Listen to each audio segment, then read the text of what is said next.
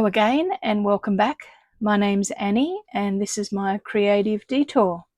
Now today I've got a slightly different type of video to show you.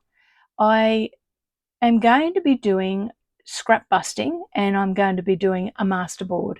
Now I thought I would show you how I process my scraps and then how I make masterboards and get them accurate so that when I cut them up everything is fairly straight and still aligned, especially for strips and putting strips down so that they're perfectly straight and also on the diagonal. So if they're on the 45 degrees, when you cut them up and you want to make them into tags and cut the corners on the tags, how you get those 45-degree strips so that the corners on the tags are parallel to that. Some of you may be interested in this and some of you may not, and that's okay. I thought I'd show you what I do and the process that I go through to separate my scraps and then what I make with them. So the first thing is I have this big box here. You know, it's a decent sized box. I don't want anything bigger than that around for catching my scraps. So once this box gets to the top, I have a rule that I've set for myself. Once the box gets to the top, I have to process it. And I also don't put any cardstock in here. I just put in, you can see, pattern paper, book pages, scraps of chopped up paper. There's a bit of a dress pattern. So anything that is paper or pattern paper, that's not cardstock. I have another container that I put all of my cardstock in to make labels or tickets or tags or things like that out of it. So you can see that I've already separated a few things. So all of this was in this box. So I have pulled out a few things already. I've pulled out all of my strips. You can see that all of my long strips, I've got them in this tray, a baking tray, and I've got them separated into Christmas and non-Christmas. And this little collection over here, this was all in the box, like I said, but this is all Christmas related. So I've taken out most of the Christmas. There are probably a few stray ones in there, but I've taken out a decent amount of Christmas and I've put it on a separate tray. So what I'm going to do today is I'm going to show you how I make two different types of masterboards, because the principle will apply for either strips or shapes.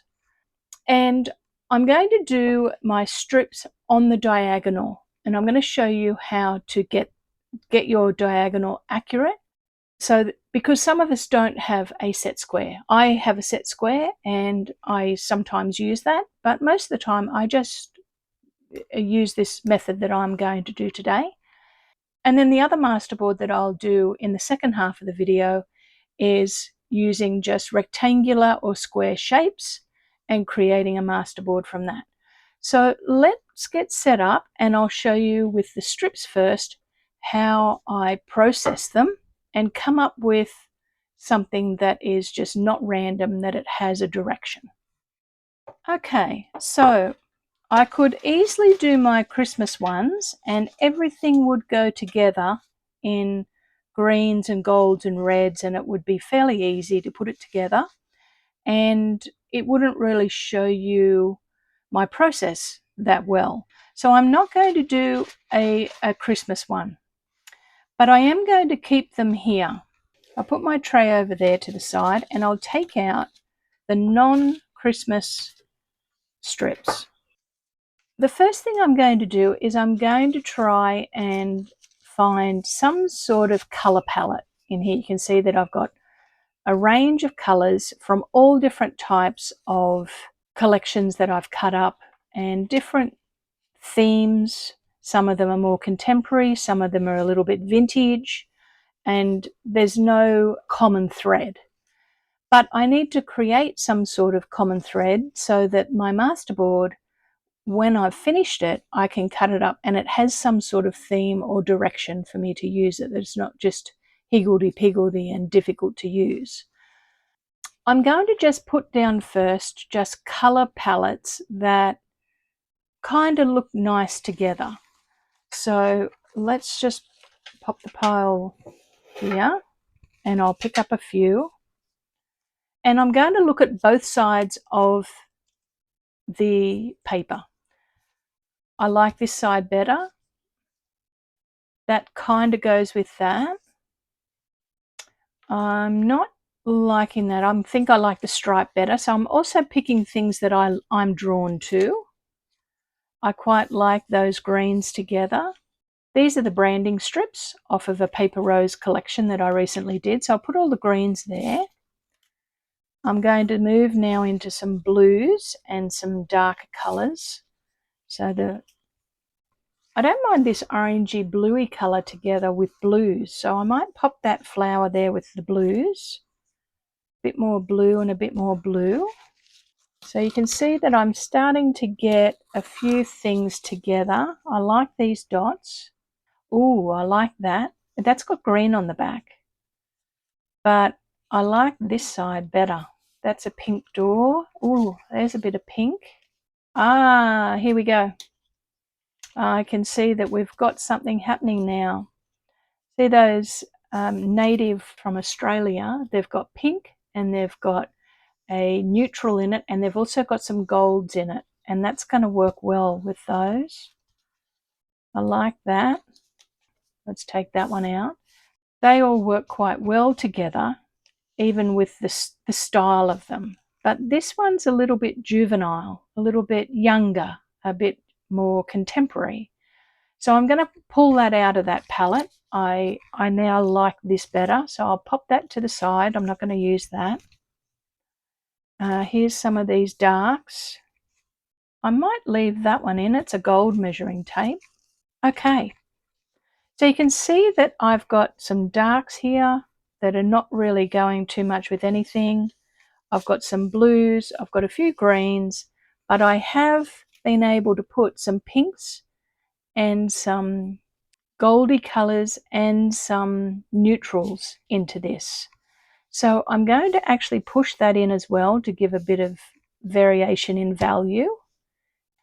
This is what I'm going to work with, and I may actually work with some of those as well. So now these are the ones that I will do something else with. So let's pop those back in my tray, because I kind of have, now you can see, a color palette that has a bit of a direction. Hopefully I have enough strips there to do one masterboard. And if I don't, I have a solution. Okay, so let's put this aside and I'll show you how I set up my page. Now what I'm going to do is I'm going to use a page out of a magazine. And that's because it's thin. With all of this, it's going to get thicker. So this is thin, and also it's free. So this is an old magazine, December 2024. And it's their Coles' Christmas magazine. So I'm getting ready to use this as scrap now. I'll probably use it as a glue book to do my gluing on. But I have pulled a few pages out in the past of doing different things. But what I'm looking for here is a page that is fairly blank, because some of my papers here are thin. So I don't want anything to shine through. So I'm going to pick a page that, if it has some text showing through, it's not really going to matter. So this is perfect, because the only color on it other than black and white is down in this corner. So I'll make sure that I put some thick scrapbook paper over the top of these colors. The rest, if the text shines through here and there, it's not going to matter. So I'm going to cut this out, and I'm just going to do it with my knife and run my knife down and pull that page out. But then what I'm going to do is I'm going to put it onto my trimmer, and I'm going to make sure it's perfectly square. So now this is a fairly important step of getting it perfectly square, because you are going to fold it and you need it to be perfectly square. So the size is irrelevant. Size doesn't matter. You can do this with any size at all. You could do this with a piece of leftover scrapbook paper, or you could do it with a piece of copy paper, whether it's a letter size or whether it's A4, it doesn't matter. As you can see, I'm using a piece of magazine paper. But the important thing is that it's square. Now the next step is to get a perfect 45-degree diagonal line on it. And you might be thinking, well, why can't you just glue it down in any orientation, Annie? You know, if you're doing diagonals, why can't you just glue a piece down like that and then stick them all on and continue on? And the reason I don't want to do that is because I want to get a perfect 45-degree angle. Now I'll show you why that's important to me. Now, these tags here that I did earlier in the year, I didn't do this process. I just stuck them down, was in a hurry, and I was processing my scraps, and I didn't do it on 45 degrees. But my punch is at 45 degrees.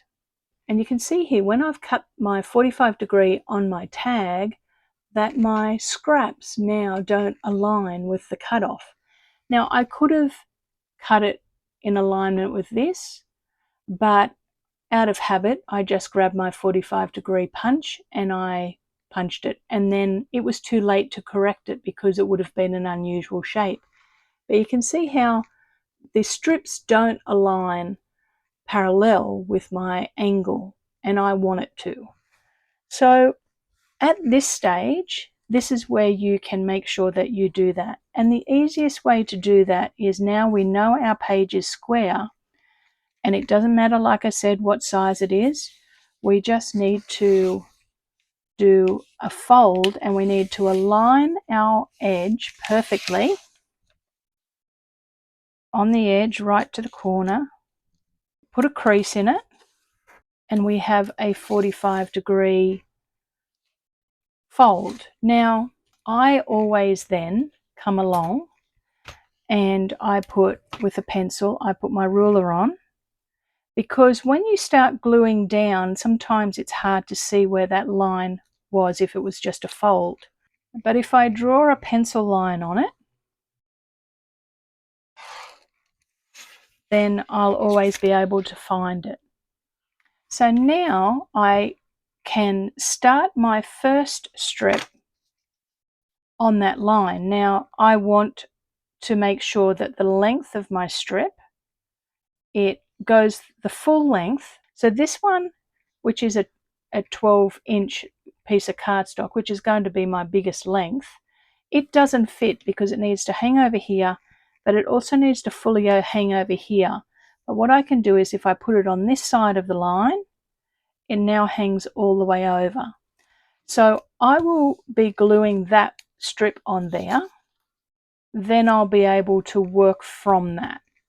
There's a few bits now that I decide on. Now, if I was just doing it without the camera on, I would now pull out some double-sided sticky sheets, and I would actually put that onto my page and just stick straight onto it and not use glue.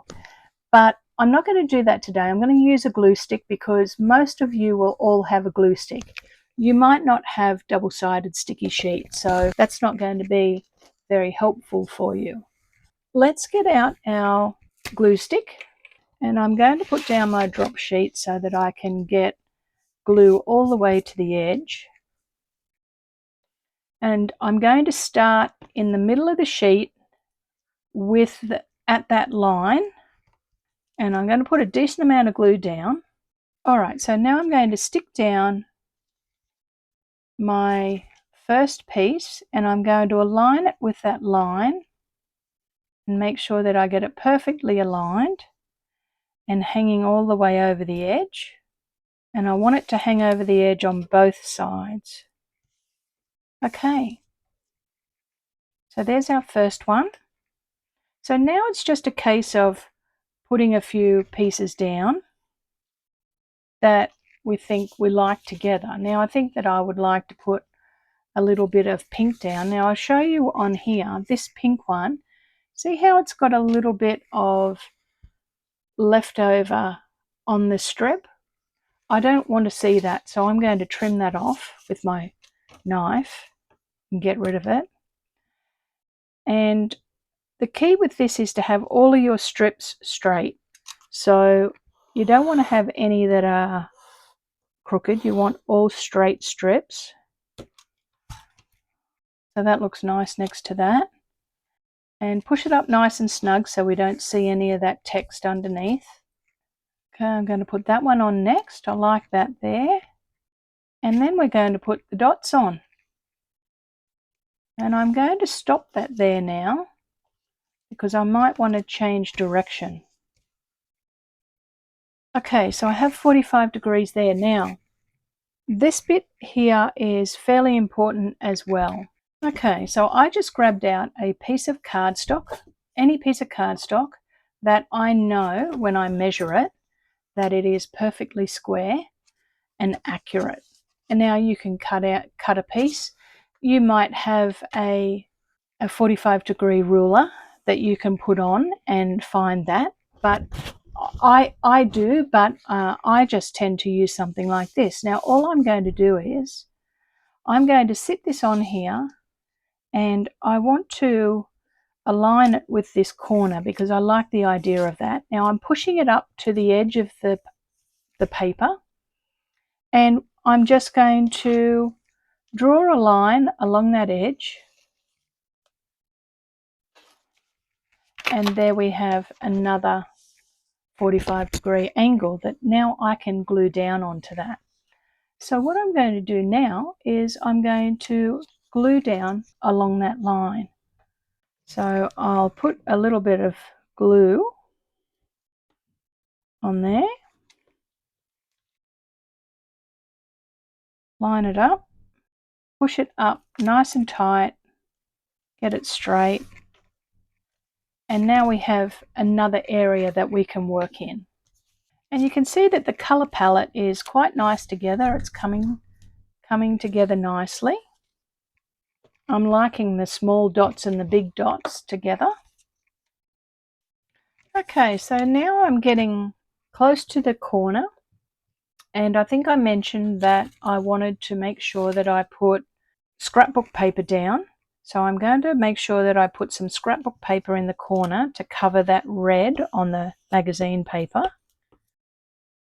And when I'm at the corner here, I want to have a good coverage. So I'm going to put a piece down that is big enough to cover that corner really well.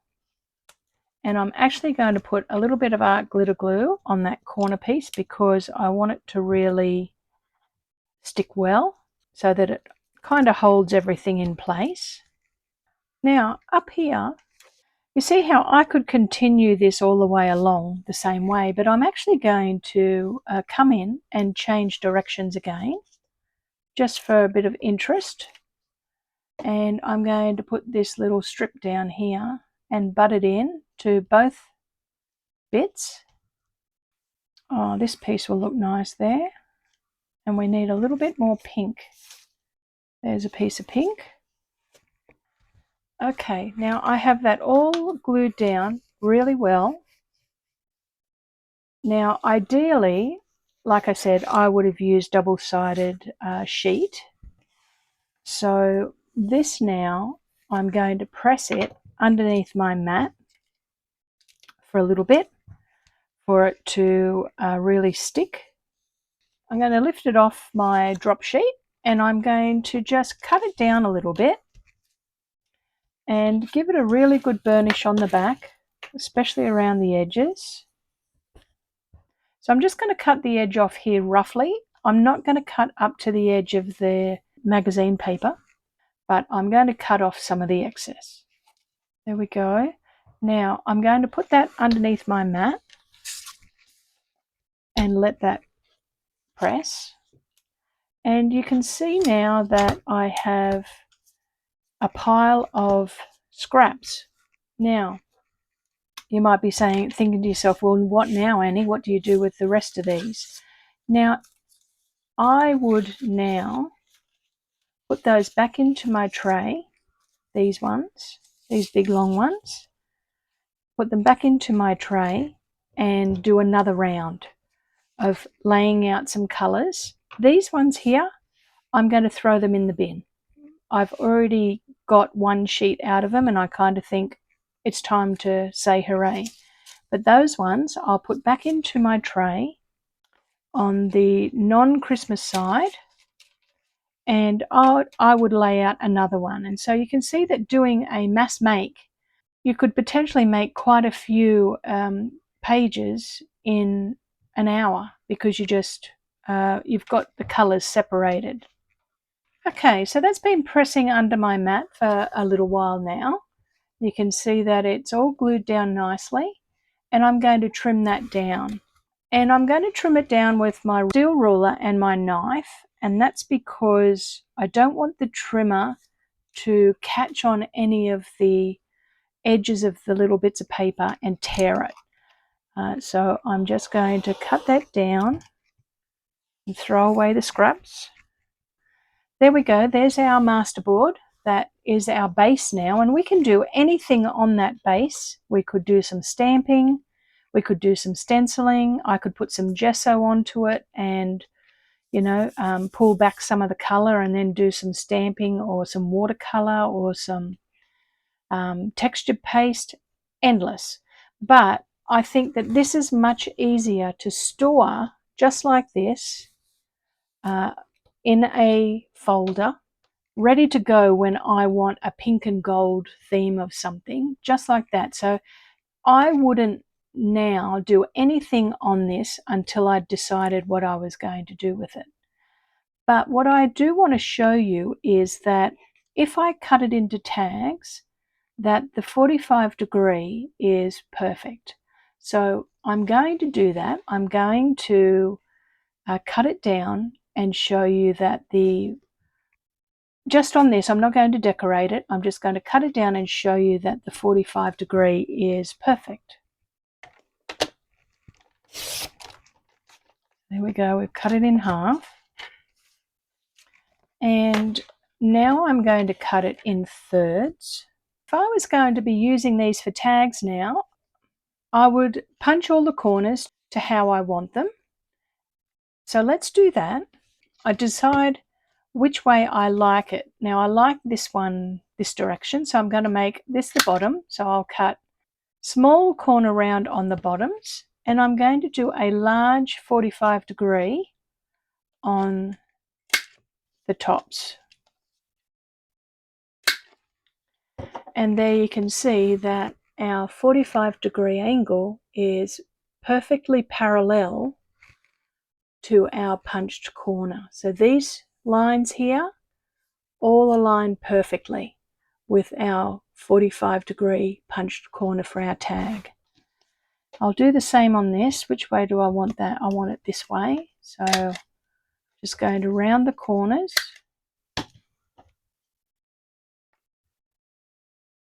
Punch my 45.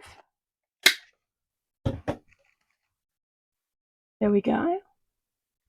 Now that one, I'm going to punch a bigger 45 on that because the line is too close to the join and it might fall off. So I'm going to do a bigger one.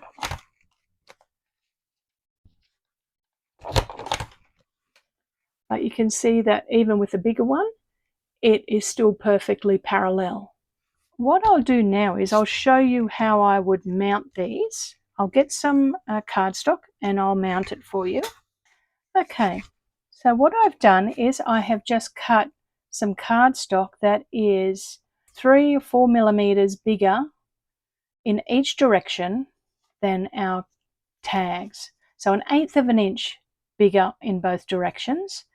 And I'm just going to do the same things. I punch my small corner round on the bottom and my 45° angle on the top of all of those.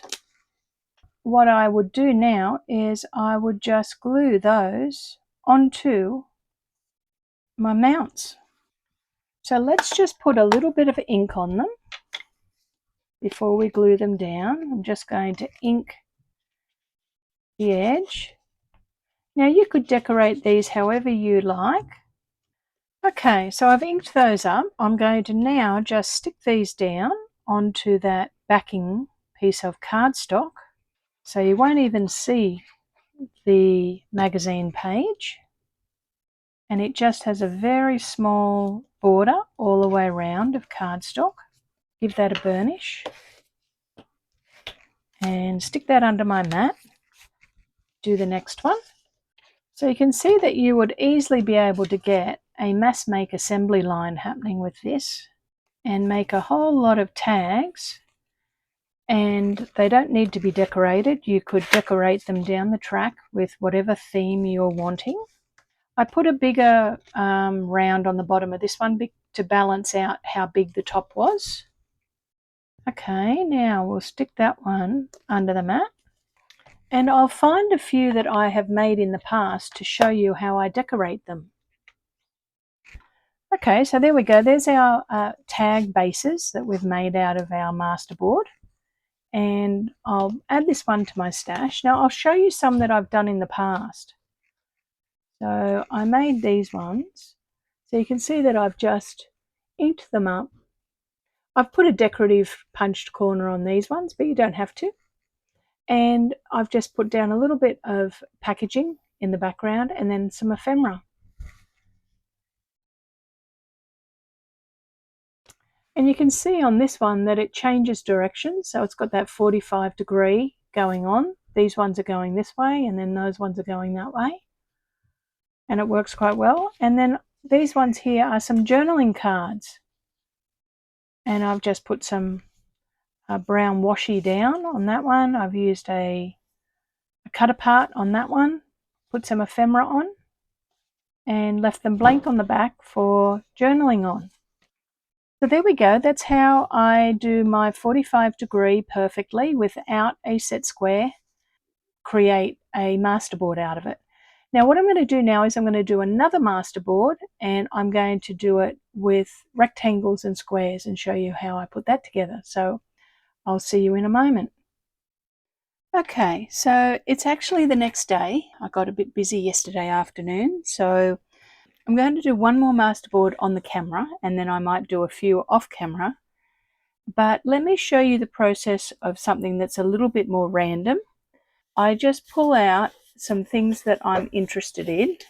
I'm going to do all a bit of a neutral one, I think. Just to show you something different. You don't have to use a magazine paper. I'm just using a standard piece of lightweight copy paper, not a super good quality copy paper. Now you could use, this is A4, but you could use letter size, or you could use any kind of scrapbook paper, maybe single-sided, because it's a little bit thinner. I tend to try and keep the composition fairly lightweight and thin paper, because I'm not sure what I'm going to do with it once it's made. And then if it's thinner, it's easier to then layer onto and make it thicker. But if it's too thick, it can be a little bit restrictive. I'm going to do a neutral kind of page because I want to stamp or stencil or collage onto the top of it once the masterboard is made. So I'm just going to tear this down. And when I'm doing something like this, I do tend to lay it out and play with it a little bit.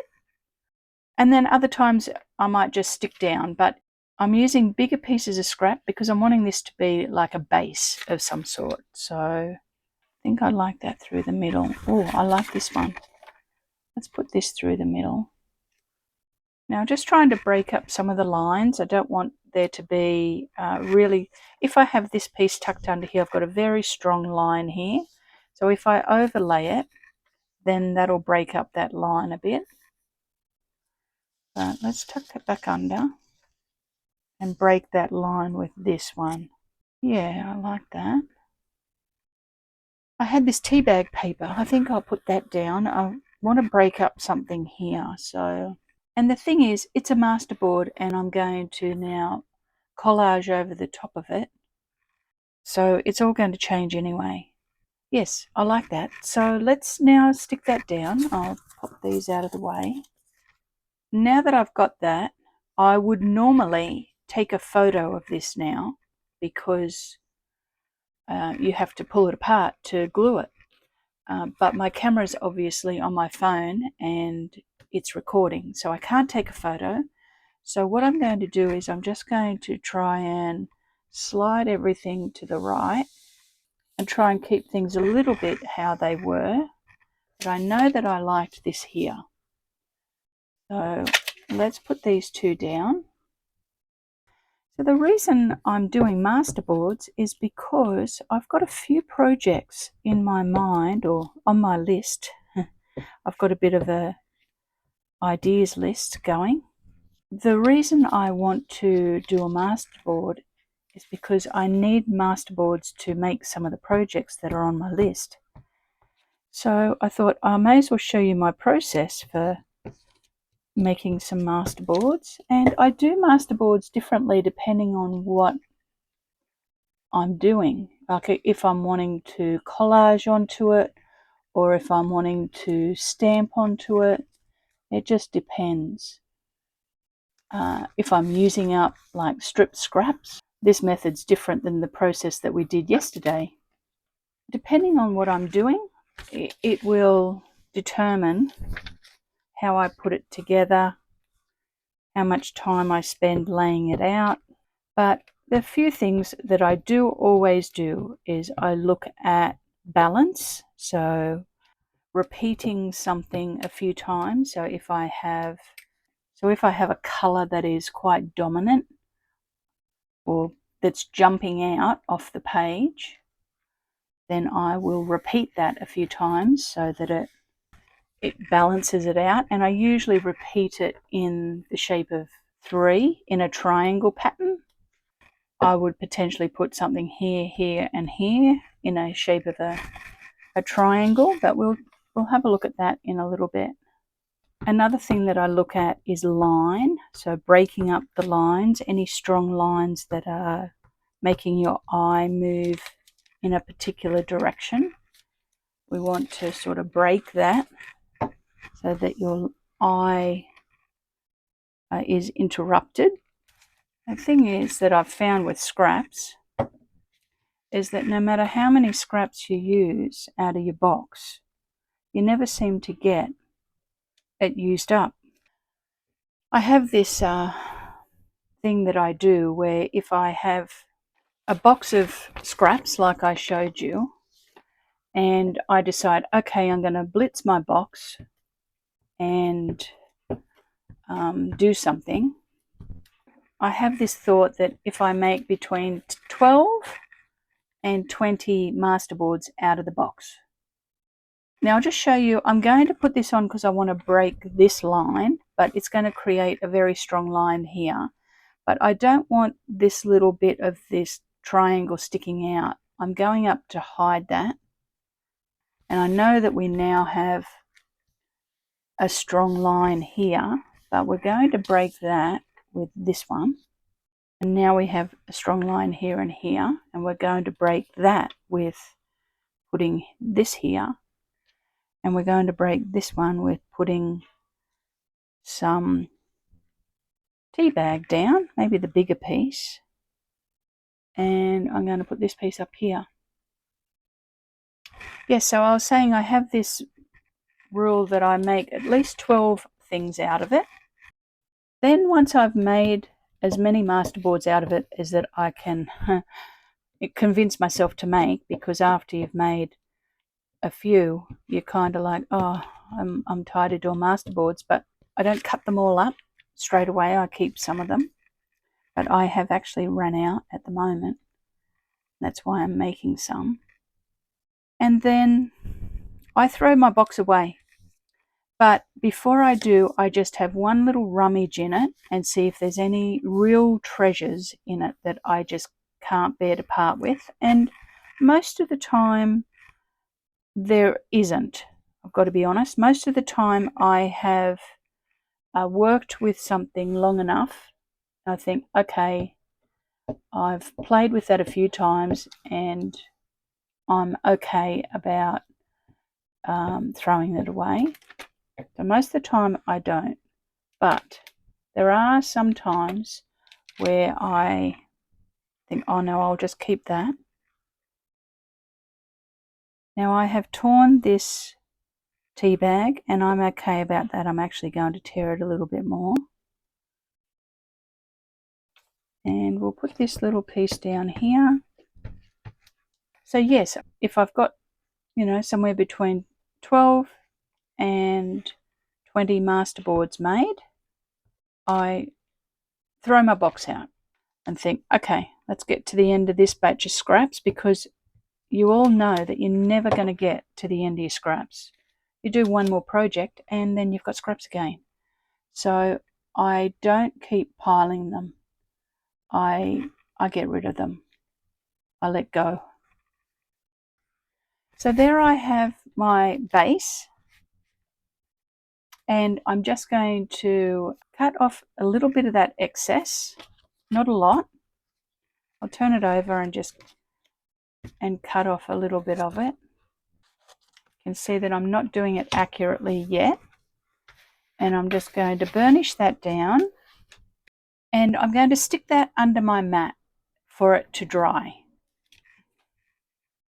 So while that's drying, I'm going to mass make a few other boards, and then I'll come back to you and show you how I will probably stamp and put some tissue paper or some other images onto this. I'll see you in a little bit with a bit of a supply of masterboards. Okay, so I'm back. You can see here that this is one of my masterboards. Now this one, I just tore bits up and stuck them down, so there's hardly any straight lines on it. And I just filled in holes, and I did it on copy paper. So I didn't overthink it, just tore up strips of paper, kept it fairly neutral. What I'm going to do now is, I think I'm going to just put a little bit of gesso onto it, just to pull back some of the text. So just a little bit of gesso, and I'm not going to put it everywhere, I just some places. Okay, so on this one here, I already have some text, some music, and a little picture. So what I'm going to do is I'm going to put some stamps on that add a little bit of texture with pattern. And I have this stamp, and it's a stamp and stencil set, and the number is THMM123, and it's a Tim Holtz Stampers Anonymous one. And I'm going to pull out some of the stamps that are the patterns, because I want to put on this Christmassy tissue paper. So I don't want too much more text to complicate it. But what I'm going to do is I'm going to tear a few of these and just see where they might land.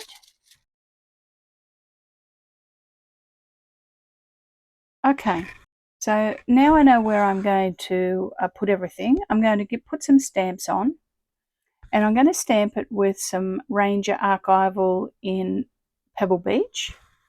And I want one here. And one here. Okay, so now that I have done that stamping, I'm just going to glue this down. Now, normally I would put this down with some Mod Podge, but I don't want the surface to get too coated, because I want to still do a little bit more stamping. I want to do some labels. So I'm just going to use glue stick and glue this tissue paper on. Now, did I tell you what that tissue paper was? I may not have. Let me see. This tissue paper is collage paper, and it is the Forest one by Tim Holtz. I love using tissue paper because of its transparency. Yes, I'm happy with that. Now what I'd like to do now, I'll give that a burnish, and I'm going to stamp on some labels. And I have pulled out labels number 2 by Crafty by Tony, and the code is CBT0021, and I'll put the link below for her Etsy store. So I'm going to use VersaFine, and I'm just going to stamp on a few labels and maybe one up the top here. Okay, I think that that's it, and that's done. I'm not going to do anything else on that now. I'm going to let that dry, and then at some point I will do something with this. Now, the reason I'm making masterboards, like I mentioned, is because in my next video I'm going to cut up my masterboards and turn them into something. So I needed to make some for my next project, so stay tuned for that. But as you can see, this one was just all torn up pieces. Then I put a little bit of gesso on it, did a bit of stamping, and then glued on some tissue paper and did some labels. Now, I don't want to put any more text on this. Some numbers, some big numbers would look good on this, but I think that I will wait until I've cut it up for the project and see what it needs. Now, let me show you before I go what other things I have made and what I intend to do with them. So we'll clear the decks and I'll show you what we did and what we've got. Okay, so let's have a little look at what we made. So we started by doing our masterboard out of strips, and I showed you how to always get a perfect 45-degree positioning so that when you cut the top of your tag, your strips are set at a 45-degree parallel to where you're going to punch off the corners of your tags, and always get a lovely crisp edge and finish on the top of your tag. So that's how we did this masterboard. And I also did one off camera in some of those Christmas strips that I had in my tray. So I'll be able to do something with that. I just did this one on copy paper. So as I said, you can do it on anything. So there's that one. I then had a little bit of a play, and I played with anything that was a rectangle or a square, but I did purposely pull out a set color palette and that had a bit of a theme to it. You can see here I've done a blue color palette with neutrals, and it's got a travel kind of Mediterranean, Greek islands, feel to it. And I'll possibly do a little bit of stamping on that, but after I have cut this one up. This one's going to give some really interesting cut up bits. So for these ones, when we cut them up, we're going to have a little bit of everything on it.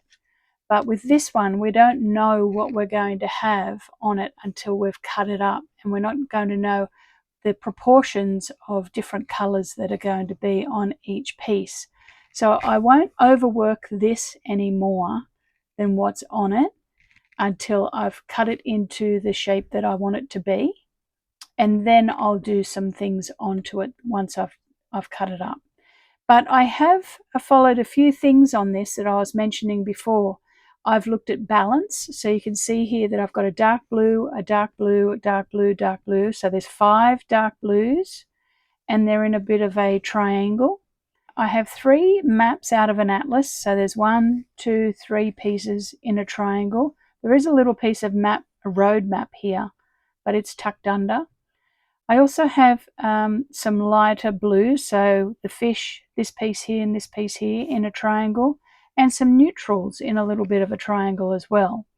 So I have got a few things to deal with balance, and I've tried to cut through the lines as much as possible. So you can see this cuts through this strong line here. So I have done some things like that to try and help with balance.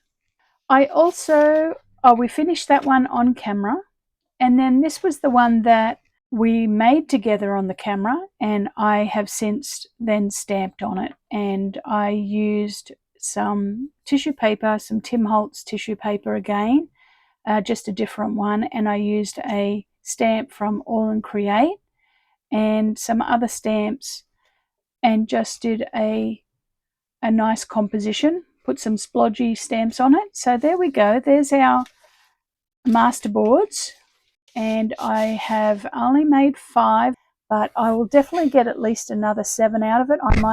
I might get a few more. Then I'll have some supplies of masterboards in my stash that I can then use for future projects. But I've got one specifically coming up on the weekend that needed some of these. So if you enjoyed the video today and you enjoyed the tips of how to do your accurate diagonal masterboards, and I've helped you a little bit, give me a thumbs up. That would be wonderful. And leave a comment of the things that you enjoyed about today's video. And subscribe to the channel if you're not subscribed. I'd really appreciate it. And I will see you in a few days' time, actually, with some things that I'm making out of these, and I'll have some examples to show you, and we'll do some together. All right, that's all for me today. Thanks again, everybody, for watching, and I'll see you in a few days' time. Bye for now.